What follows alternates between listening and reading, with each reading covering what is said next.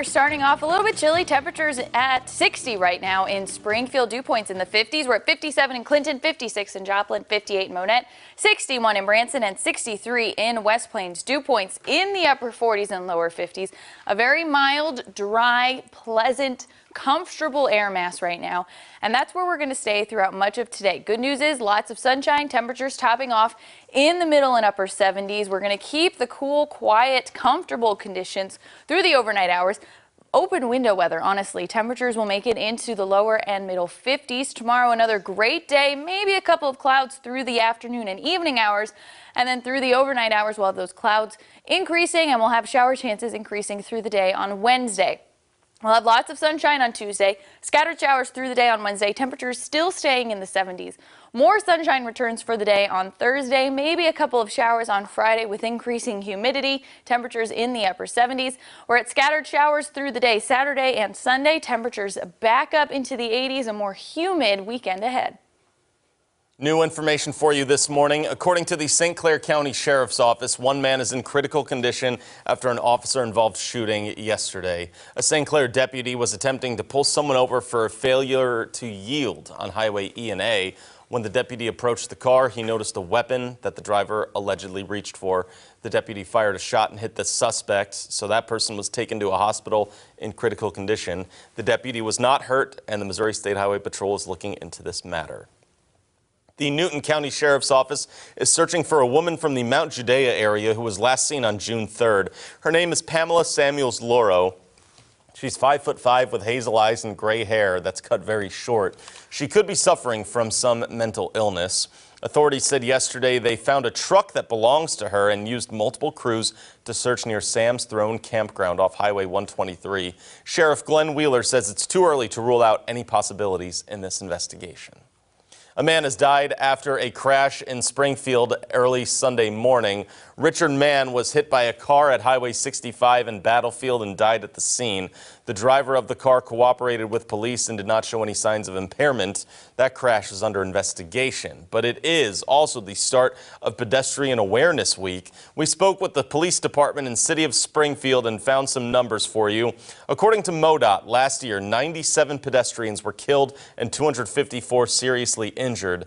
Mandy Bootjen says about 70 people in Springfield get hit by a car per year. That averages out to more than one a week. At about 50% of the pedestrian crashes are the pedestrian's fault, where they cross somewhere where they shouldn't, and 50% it's actually on the driver, where the drivers didn't yield to the pedestrian where they should have. She also says to make sure drivers and pedestrians are more aware of surroundings to prevent this from happening. We have more about the pedestrian safety program when you see this story over on ozarksfirst.com. We move on now to some more local news, and you may have noticed a recent trend with more hotels popping up. In fact, 6 new ones are opening within the next couple of years, just in Springfield alone. But beyond here, it's part of a national trend. Tracy Kimberlin with the Convention and Visitors Bureau says hotels coming here are due to the attractions that are increasing in Springfield.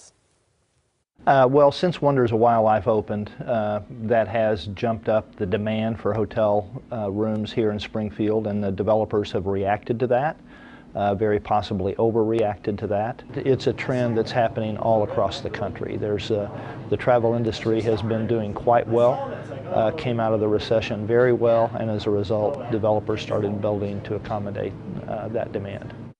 And a new trend you'll see with these hotels are that they're trying to cater to more millennials these days. The weather has been nice. It will be today, and yesterday it also was. Maybe you got to go out to enjoy some local gardens in Springfield. In the future, keep in mind the Phelps Grove Neighborhood Association hosts its Art in the Garden. It's a chance to see that art on display along with some older gardens in Springfield. The Neighborhood Association charges a fee to take that tour, but that money gets put right back into the community. It goes into the Phelps Neighborhood Association, and then we in turn will go ahead and do things like the funding for the repair and refurbishment on the amphitheater here at the Art Museum. There's also a brand new utility vehicle that Phelps Grove Park has got that came from some of our funds as well. More than 20 homes with gardens were part of this tour. The association's been doing this as well for more than 30 years. Moving to some education coverage for you today, SPS is adding a new position for next school year in an effort to make more progress in closing achievement gaps. The news leader says that a chief diversity officer will be hired for the district to help improve multiple areas for students coming from lower income families and underrepresented groups historically. The officer will work to improve attendance, graduation rates, and also academic performance. We have a follow-up for you today. Associates from around the world recently visited Northwest Arkansas for the annual Walmart shareholders meeting. Hannah Zettel joins us now with some of the big names that were there. That's right, Joe. It was certainly a whirlwind week for the world's largest retailer. Associates made their way to Northwest Arkansas for the annual shareholders meeting. Celebs like Jennifer Garner and Sofia Vergara hitting the stage at Bud Walton Arena. Presidential candidate Bernie Sanders also making his way into town to ask Walmart to raise its minimum wage. CEO Doug McMillon, meeting with the media after the event, talked about how the company is dealing with employee wages. Town by town, store by store, we're taking wages up on the starting wage rate as much as we need to attract the talent that we need to attract.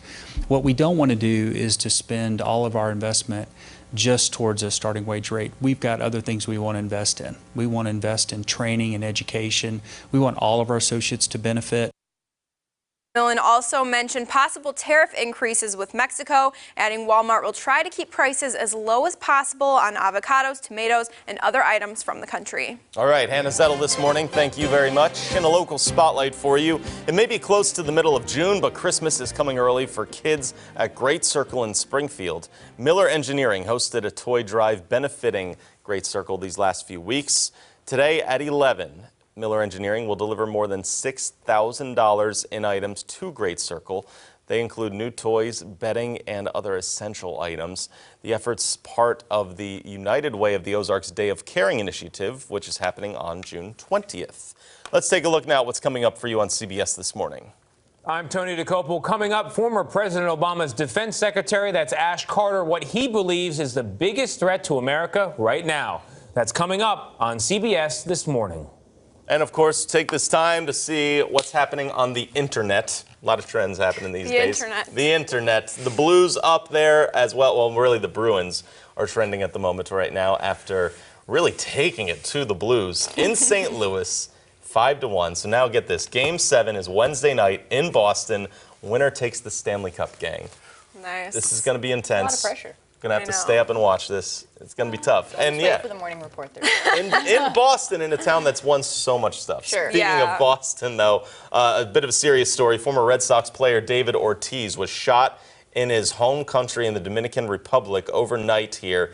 The bullet went through his stomach. He's already out of surgery in stable condition. He's expected to make a full recovery. Just something important to take a note of there. He's one of these guys that, if you cheer against Boston, like myself has been one to do, you dislike him. But in the post-career, he's very entertaining to watch. Right. Very good analyst and things. So we'll keep track of that as well. Nice day, though. We got to get outside, Hannah, because Beth's bringing us the good news. It's a little chilly, though. I would grab your jacket. I stepped outside a couple minutes ago. It was a little chilly, but today temperatures will make it into the upper 70s. Lots of sunshine, a pleasant, dry day. We'll keep that tomorrow. Scattered shower chances return on Wednesday, but more sunshine comes back on Thursday. Bring a little coat for this morning, but look at that. It's going to turn out being pretty nice. So thank you for starting your week with us here on Daybreak, everyone. We'll see you back here soon, and more news always on ozarksfirst.com.